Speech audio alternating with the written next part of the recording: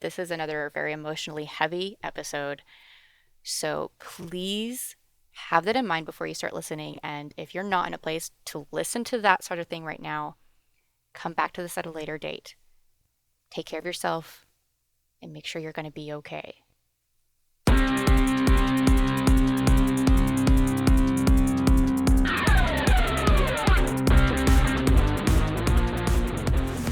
Welcome back to What the Trans USA. I'm one of your hosts, Lizzie. My pronouns are they, them.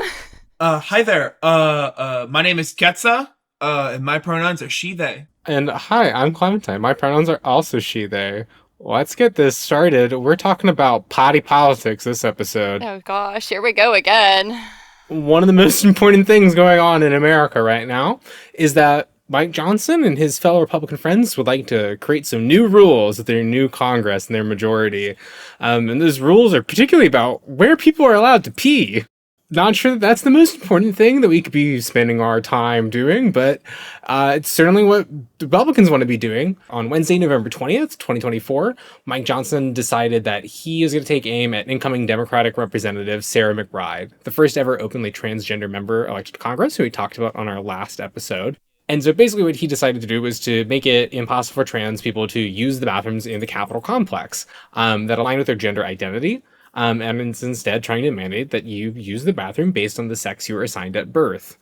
In his statement, he said, quote, "All single-sex facilities in the Capitol and House office buildings, such as restrooms, changing rooms, and locker rooms, are reserved for individuals of that biological sex. It is important to note that each member office has its own private restroom, and unisex restrooms are available throughout the Capitol. Women deserve women's-only spaces."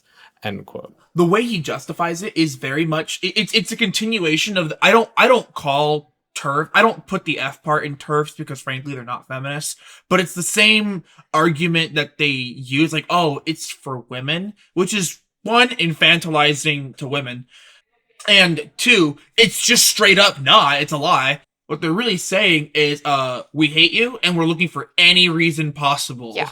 Because let's be really clear, trans women are women. And if you say otherwise, like, I automatically have no respect for your opinion. I would be really honest.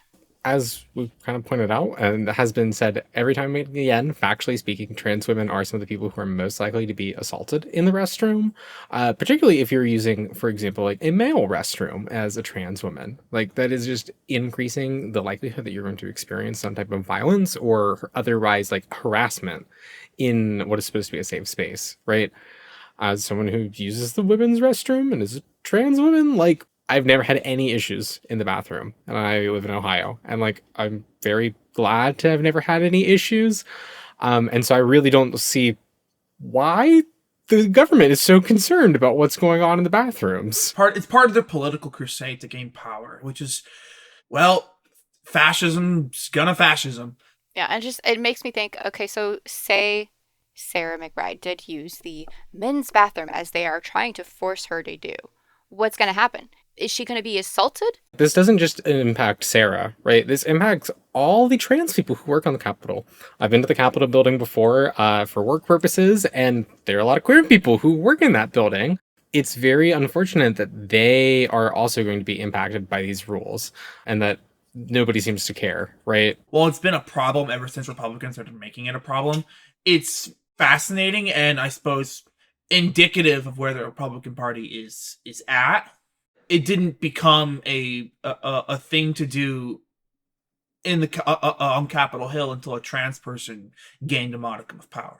This is very much a move to try and put her in her place, quote unquote. Which they admit to. Yeah, so, like, Representative Nancy Mace, she was one of the first people who proposed this before other Republicans joined on board, right? And what Mace told reporters on Monday was that, quote, "Sarah McBride doesn't get a say. I mean, this is a biological ban," end quote. McBride, she added, quote, "does not belong in women's spaces, women's bathrooms, locker rooms, changing rooms, period, full stop," end quote. And so it's really pretty blatant that Nancy Mace is like, yeah, this one trans woman is the reason I'm doing this stuff, which is rather discriminatory on its face. It's incredibly discriminatory. And honestly, like, Are you so threatened by another woman that you can't hold your own womanness? Yeah, I'm gonna pull some of the bullshit that men are gonna pull. I'm gonna pull it. I'm gonna throw it in your face. As always, conservatives and the far right, who, while similar to conservatives, have a nostalgia for a much, much worse period of time, which is to say whatever one they imagine in their heads, as always, are out here to make our lives a living hell. Nancy Mace took it a step further, though, because she's also proposed a bill and tweeted about it, on our favorite right-wing cesspool of a platform. She proposed this bill that would apply this bathroom ban to all federal properties. Now, federal property is defined as any building, land, or other real property owned, leased, or occupied by any department, agency, or instrumentality of the United States. Nice lawyer language to say a lot of things, right? So that's the Smithsonian Museums, the National Gallery of Art, the National Zoo, military bases, VA hospitals, federal government buildings, and even major airports and transit hubs in the DC area. So basically everywhere in DC. And so this is big, where the Republicans are now saying, no, not just the building of the Capitol, right? Everywhere where federal government owns property, we're going to discriminate against trans people. Again, they're not even in office yet, right? It's still the lame duck period, where it's after the election before these people come in and take office fully again. We have a full Republican trifecta. They're already making plans. They're already ready to move, and trans people are their first target. Right. They're testing their power. Republicans have been out of power for 4 years on Capitol Hill, and now that they have it back, I think it's reasonable to state that this is their version of testing out their power on a quote unquote small scale. No, they're flexing on the Democrats right now, right? And I think the reality of cowards. It is, because so as we know, if you're not aware, Sarah McBride said that she's going to follow the rules, that she's going to either use the men's restroom or just go back to her private restroom, use a family restroom, something like that. She says, quote, even if I disagree with them, end quote, that she plans on following them, right? She doesn't want to fight about the bathrooms and call the controversy an effort to distract from the real issues facing this country, which in some sense, yes, but in a lot of senses, I feel like this is precisely what the problem is that minorities are being targeted throughout the country. And instead of talking about the real threats that people are facing, we're talking about things like the economy in a very nebulous sense, talking about things like quote unquote grocery prices, right, under Trump, instead of the material reality, which is that neither the Democrats nor the Republicans are offering improvements to our material conditions or a stop on the attack on our rights or the genocide that is going on. There's so many, right? Exactly. Including trans people in the United States, right? That is a genocide that is happening, even if it looks very different from what is happening in, say, Palestine.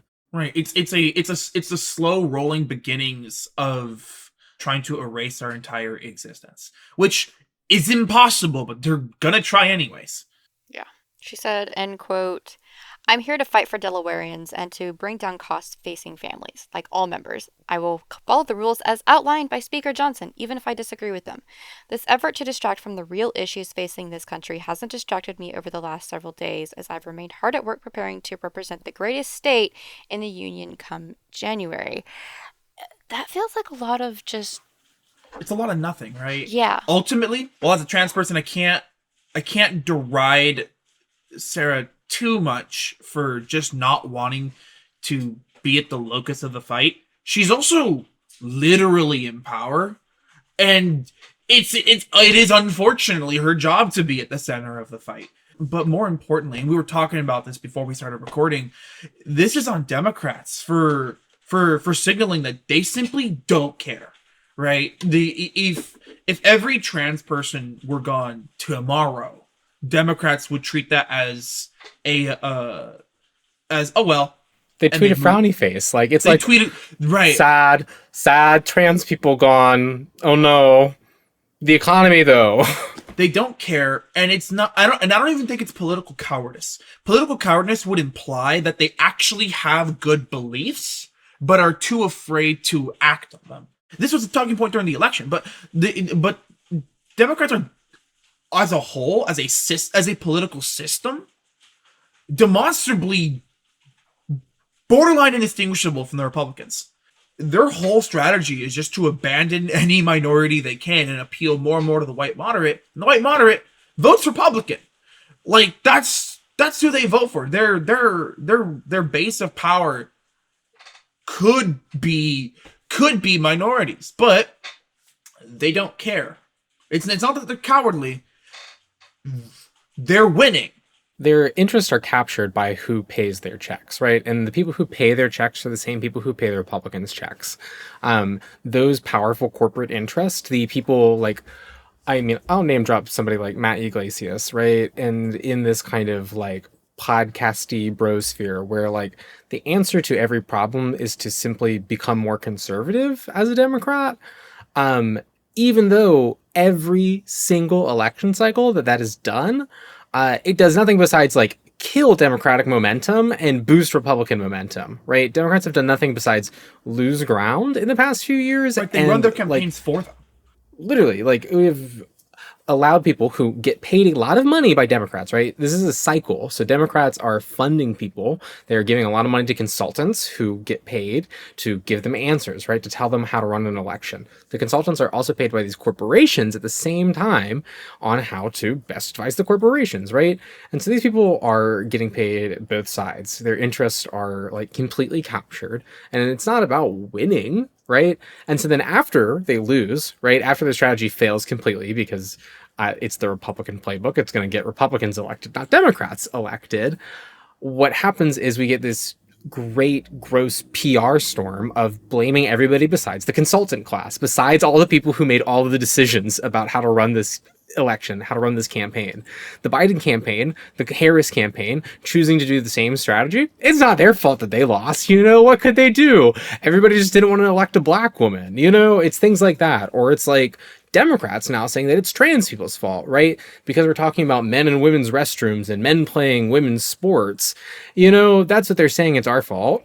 That's what the moderate Dems are saying, and that's completely bullshit, right? There's no way trans people could swing this election on our own, right? No, we're just not a very large population. Correct. I think a lot of us showed up anyways. Kamala lost by a population that is like, just simply put, larger than the amount of trans people in the United States, right? Like, there's something to be said about the fact that Democrats aren't just willing to abandon trans people who are, you know, working class. Well, as them being the political class, they are essentially always going to abandon the working class. The most the working class can hope for is scraps, like in a social democratic system where they get like a robust welfare system, which frankly, those are all falling apart because even powerful reforms don't last against the weathering forces of capitalism. But they're not even willing to support their fellow members of their own political class. Simply put, the Democrats are transphobes. Just plain and simple. They're transphobes. We are a tool for them. We're not people. And as for Sarah, well, I think it's very reasonable to say, like, yes, actually, it is. You should be there to fight about bad things because, frankly, every trans person who enters federal property is going to be circumstanced to that violence because you decided not to fight because try and not make a big deal out of it. This is the wedge issue. If you don't fight the wedge, you get pulled apart. That's their strategy. It's been their strategy since before Reagan. Is create a wedge issue, split a population, attack. And it works phenomenally because they're cowards. That strategy, using different wedge issues, but using a wedge issue, has been used throughout history, throughout the centuries. And time again to, unfortunately, excellent success, because now we have issues in society that didn't exist before these wedge issues were made to exist. Right. And once one act of violence becomes normalized, it enables the preceding acts of violence to seem more normal. And so ultimately, the Democrats are proving that there is no political home for trans people in the electoral system. If we want rights, and we talked about this in the previous episode, if we want rights, we're going to have to fight for them. If we want safety, we're going to have to make ourselves unoppressible. if we want respect from the law does not know the language of respect. It only knows the language of violence. We're gonna have to become ungovernable. For me, politics is all about power, about our values, and how we use those two things to achieve goals, right? How we put power towards our values. And that's a lot of things that's not getting elected to office, right? That's a lot of things that go on in your day to day life that does not involve the government necessarily, right? There's a lot of ways that you can build power in your community that do not involve talking to legislators, for example, right? Just how we talk about trans people is important. Like, for example, the fact that like the mechanic shop that I am getting my car fixed at, the fact that that guy has a trans niece has made my life immensely better because that niece has done something political in some sense of getting him to be on board with trans people. And so he gendered me correctly and asked. And it is just little things like that that make a world of difference, right? It seems like a small act, but like that's politics in such a real sense, in a way that like dealing with bathrooms on Capitol Hill is important, but it's so abstract and is not like, it's just not the same. Every single civil rights movement in the U.S. history, has found at one point or another that you have to abandon the politics of just creating better laws, and you have to build the politics of creating a better society if you're going to make anything happen. The laws can only reflect where power is. They can only reflect where power is. If you become powerful, you can force the laws to change, not because you elected someone, but because a conservative administration is afraid of you. So it's also important to recognize that he did this on Trans Day of Remembrance, just November 20th. Yeah. Speaking of Trans Day of Remembrance, that was this past Wednesday, November 20th. It's an annual day of remembrance for those in the transgender and gender nonconforming community whose lives were lost due to anti-transgender violence. It was started in 1999 by transgender advocate Gwendolyn Ann Smith as a vigil to honor the memory of Rita Hester, a transgender woman who was killed in 1998. The vigil commemorated all the transgender people lost to violence since Rita Hester's death and began an important tradition that has become the annual Transgender Day of Remembrance, or TDOR. Since 2013, the Human Rights Campaign, or the HRC, has tracked incidents of fatal trans violence the same year that the Federal Bureau of Investigation, or the FBI, began reporting on hate crimes motivated by anti-trans bias and provided action items that can help end the violence. They actually recently put out an article, the HRC did, listing currently 30 transgender and gender expansive or gender nonconforming people whose lives were tragically lost this year due to violent means, including to gun violence and violence from their romantic or sexual partners, including some statistics. In 2024, 77% of the victims were people of color, 53% were Black transgender women, 60% were killed with a gun, 39% were killed by someone they knew, be it a romantic or sexual partner, a friend, or a family member, and 40% were misgendered or dead-named by authorities or the press. It is vital to say their names so that we do not forget these people. We do not forget the people who were lost tragically and violently. So I will list them all now, the ones that we know of, starting with January and working my way through to November now, with the most recent one that we know of. By no means should this list be considered 100% accurate for two reasons. The year is not over, and unfortunately too often deaths like these go unreported and misreported. The HRC's list only had 30 people on it. Unfortunately, there is more than likely many more than that, including one that I added onto this list that the HRC did not include on this list that I felt needed to be. On January 1st, 2024, Kitty Monroe, also known as Marcos Lugo, a 43-year-old Latina transgender person from Phoenix, Arizona. January 26th, 2024, Sasha Williams, a 36-year-old multicultural transgender woman from Las Vegas, Nevada. February 2nd, 2024, Africa Perilla Garcia, also known as Emma Garcia, a 25-year-old transgender woman from San Juan, Puerto Rico. February 8th, 2024, Next Benedict, a 16-year-old gender nonconforming person from Owasso, Oklahoma. February 26th, 2024, Reina Hernandez, a 54-year-old Latina transgender woman from Renton, Washington.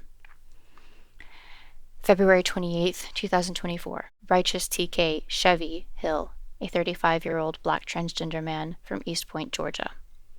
March 16th, 2024, Diamond Brigman, a 26-year-old black transgender woman from Houston, Texas. March 17th, 2024, Alex Taylor Franco, a 21-year-old transgender man from Taylorsville, Utah. March 21st, Maraxis Medina, a 24-year-old Latina transgender woman from Los Angeles, California. April 2nd, 2024, Yella Robert Clark Jr., a 45-year-old black transgender person from Louisiana. April 3rd, 2024, T. Legend Billions Arnold, a 36-year-old black transgender man from Hallandale Beach, Florida. April 5th, 2024, River Nevaeh Goddard, also known as River, Nevaeh, or Phoenix, a 17-year-old non-binary person from Stowe, Massachusetts. April 19th, 2024, Star Brown, a 28-year-old black transgender woman from Memphis, Tennessee.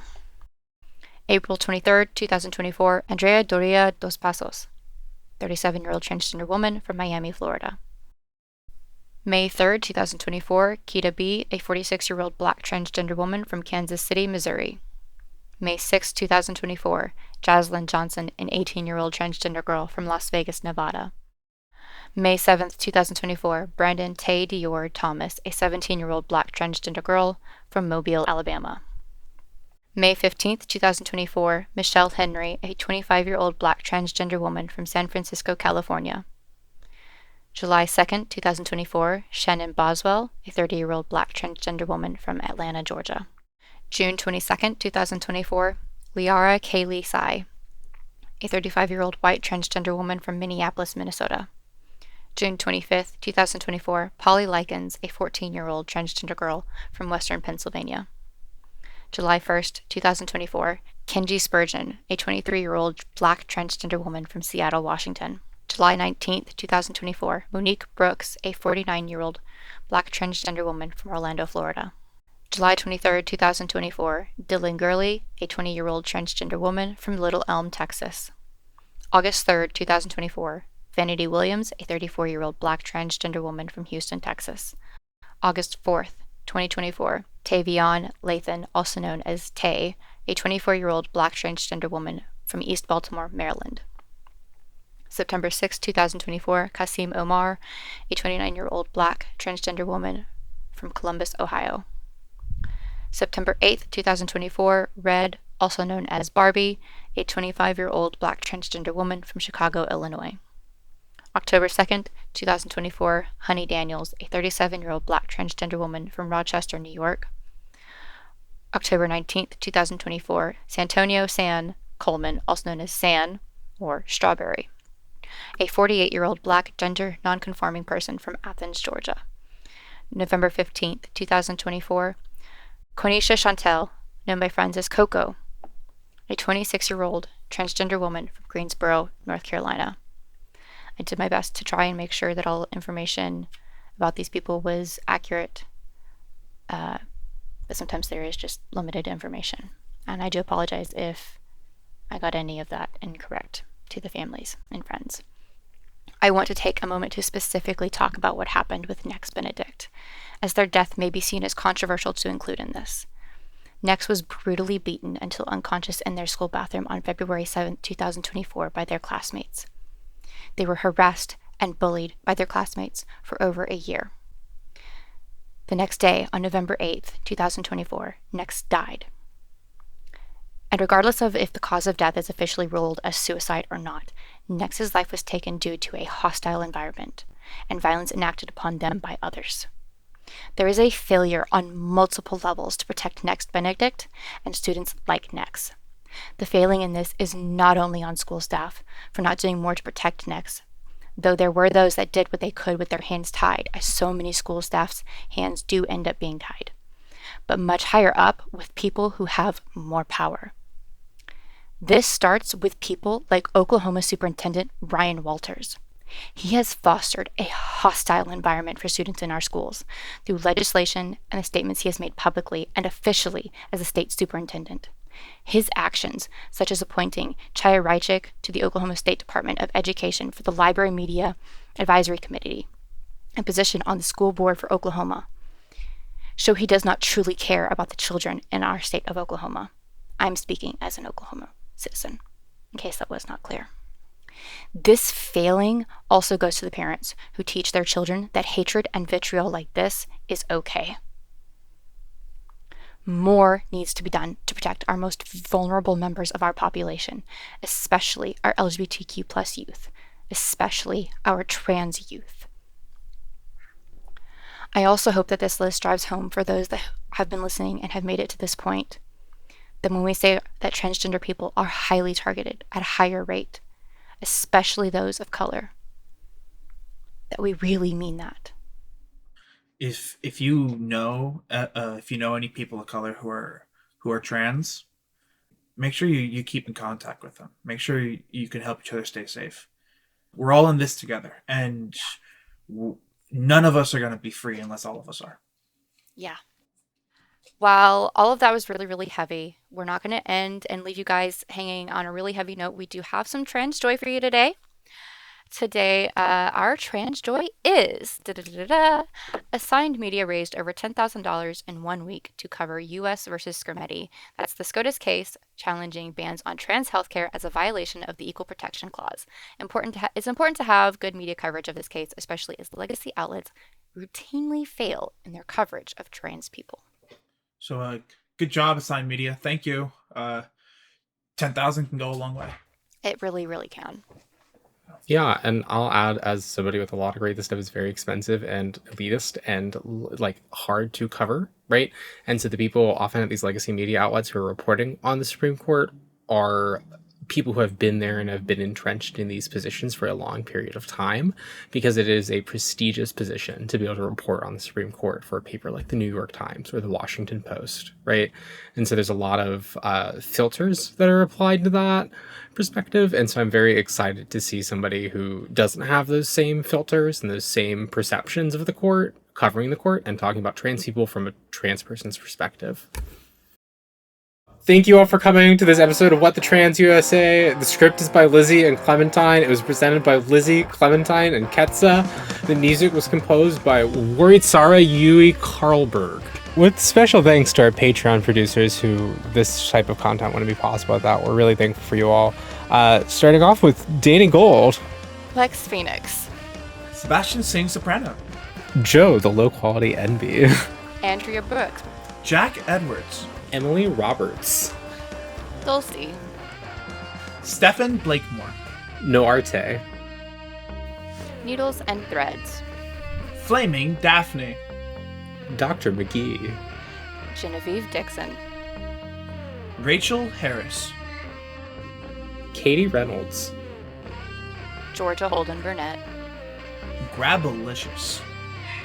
Mix Afon. Root -1. Gray. Elizabeth Anderson. Bernice Roust. Ellen Malore. Jay Hoskins. Trowan. Ashley. Maddie B. Set Cab. Jane. Roberto de Prunk. Rose Absolute. Sarah. Sina. Kiki T. D. Sky Killian. Eric Widman. B. Jude. Monsieur Square. Fergus Evans. Anubis the Jackal. Kamina. Brandon Craig. Break the System. Cyan Phillips. Heidi Reardon. Lentil. Ezra. Clara Valiami. Amelia. Corvina Ravenheart, the trans metal DJ from Twitch and VR chat, will play St. Lucifer for props. Tabitha Joe Cox, aka Candy. Fiona McDonald. Murgatroyd. Ontologically unjust. Stella. Syntagoza. Rebecca Prentice. Crazy Richard. Dan Oblivion. Florence Stanley. Helen _ L. Hollingsworth. Why is your radio so loud going through the neighborhood? Nick Ross. Melody Nix. Fiona Punchard. John. Nick Duffy. C.B. Bailey. Gordon Cameron. Ted Delphos. Kai Lewin. Vic Parsons. Patreon user. Vic Kelly. Catherine. Sabrina McVeigh. Cassius Adair. Melissa Brooks. Karakin 12. April Heller. Sophie Lewis. Alexandra Lilly. Claire Scott. Ariadne Penna. Lauren O'Neons. Lauren O'Neons. Seems like Lauren Onions. Okay, Lauren O'Neons. Dear Patreon users, please submit a pronunciation guide with your name. Because we're too neurodivergent to read correctly. Thank you. Bernard's Pink Jelly Bean. Lanos. Chris Hubley. Thank you so much for listening. I hope you have a great rest of your day. We love you all. We love you.